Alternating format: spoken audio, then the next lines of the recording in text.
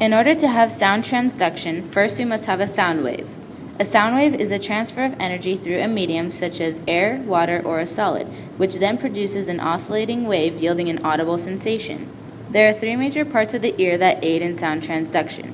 The first is the outer ear.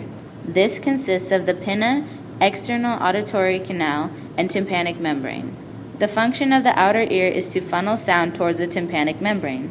The second part is the middle ear. This is filled with air and also contains three ossicles, which are tiny bones, called the malleus, also known as the hammer, the incus, also called the anvil, and the stapes, also called the stirrup.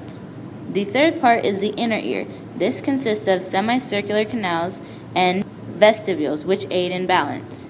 There is also a cochlea, which is a snail-shaped bony structure filled with two fluids called endolymph and perilymph.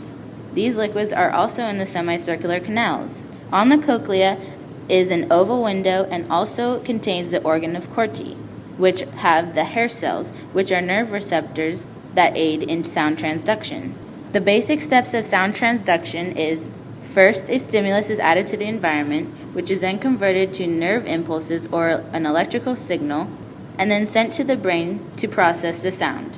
In order to hear, our ears must take the pressure wave from the sound, which causes the tympanic membrane to vibrate back and forth. The sound then travels to the middle ear and causes vibration of the malleus, incus, and stapes.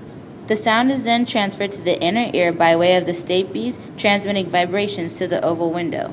The vibration of the oval window makes pressure waves in the perilymph inside the cochlea. This is where specialized hair cells cause potassium ion to flow into the cell. This is also called depolarization, which also opens voltage-gated calcium channels to let calcium in as well. This triggers excitosis of neurotransmitter vesicles.